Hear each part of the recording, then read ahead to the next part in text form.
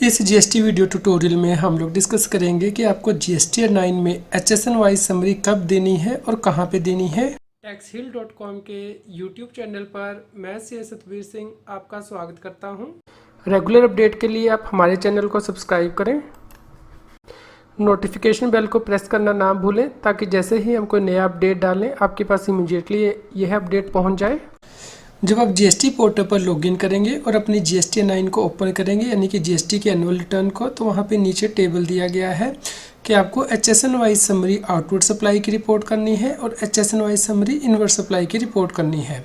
आपको इस table number 17 और टेबल नंबर 18 में एंट्री जो है वो करनी है। इसके लिए आप इस टेबल को क्लिक करेंगे।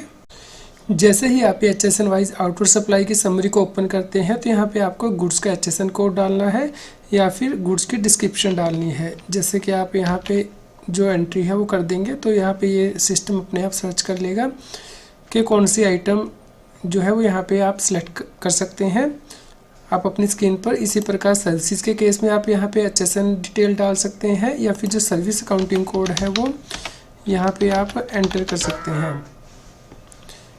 जैसे कि यहाँ पे कंस्ट्रक्शन मैंने वर्ड डाला है तो कंस्ट्रक्शन से रिलेटेड सर्विस अकाउंटिंग कोड यहाँ पे आ गए हैं।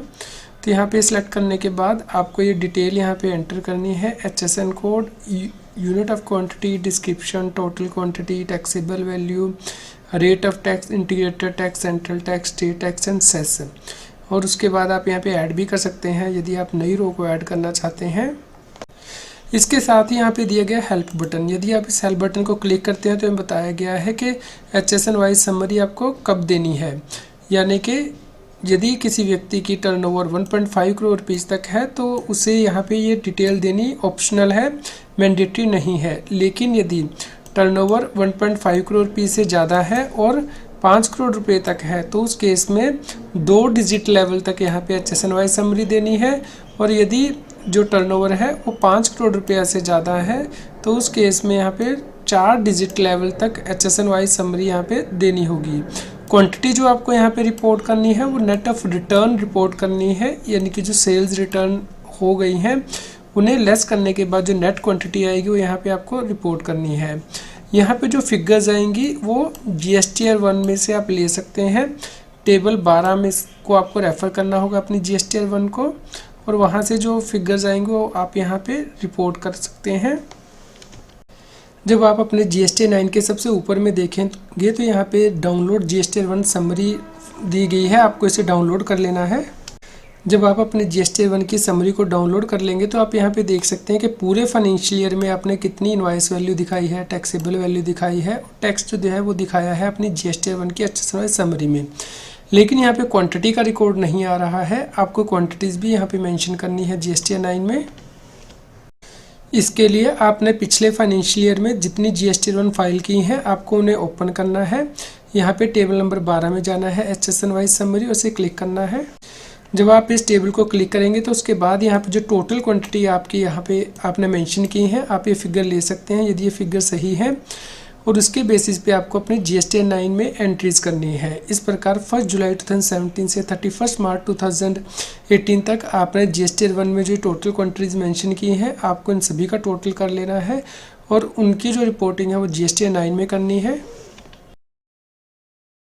इसी प्रकार यह है table number 18 HSN wise summary of inward supplies. यहाँ पे भी आपको HSN वाइज समरी दिखानी है गुड्स की और सर्विसेज के केस में सर्विस अकाउंटिंग कोड आपको यहाँ पे दिखाने हैं।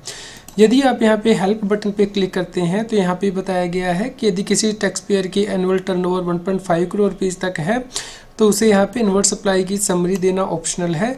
लेकिन यदि टर्नओवर 1.5 करोड़ रुपये से ज़्यादा है और 5 करोड़ रुपये तक है तो उस केस में 2 डिजिट लेवल तक ये समरी देनी होगी। और यदि टर्नओवर एनुअल टर्नओवर 5 करोड़ रुपये से ज़्यादा है तो 4 डिजिट लेवल तक आपको यहाँ पे समरी देनी होगी। यहाँ पे जो आप क्वांटिटी रिपोर्ट करेंगे वो भी नेट ऑफ रिटर्न करेंगे, यानी कि परचेजेज बट रिटर्न्ड।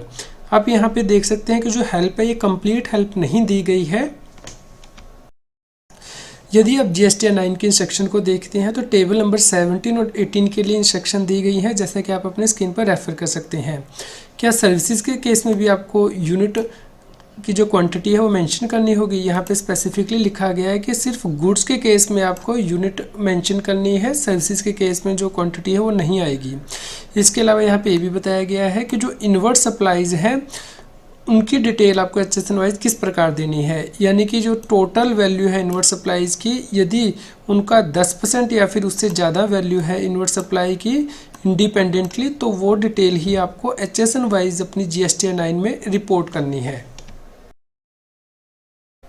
जैसा कि आप अपनी स्क्रीन पर देख पा रहे हैं कि यहाँ पे हमने इन्वर्ट सप्लाई जो है आइटम वाइज यहाँ पे लिख ली है, और जो टोटल इन्वर्ट सप्लाई है वो 650 रुपीज़ है। तो जो फर्स्ट आइटम की सप्लाई है वो 10% से कम है, यानी कि 50 रुपीज़ ही है, जबकि 65 रुपीज़ टोटल वैल्यू होनी चाहिए इन्वर्ट सप्लाई की। तो इस केस में जो इन्वर्ट सप्लाई है वो आइटम नंबर 1 की रिपोर्ट नहीं करनी है HSN वाइज GSTN 9 में, लेकिन आइटम नंबर B और C क्योंकि 10% से ज़्यादा हो जाती है तो उस केस में इसकी रिपोर्टिंग आपको GSTN 9 में करनी होगी। इसके अलावा यदि आप GSTN 9 यानी कि GST के एनुअल रिटर्न पे और वीडियोस को रेफ़र करना चाहते हैं तो उसके लिए आप हमारे चैनल की प्लेलिस्ट पे जाइए, और यहाँ पे हमने GST के एनुअल रिटर्न पे प्लेलिस्ट बनाई हुई है। आप इन वीडियोस को रेफ़र कर सकते हैं और अपनी GST के एनुअल रिटर्न को ईजिली फाइल कर सकते हैं। आज की GST की न्यूज़ आपको कैसी लगी इसके बारे में हमें बताएं। लाइक करें और शेयर करें। जितना अधिक आप लाइक करते हैं और शेयर करते हैं उतनी ही अधिक हमें प्रेरणा मिलती है कि हम और भी अधिक अच्छी GST की न्यूज़ आप तक पहुंचा पाएं।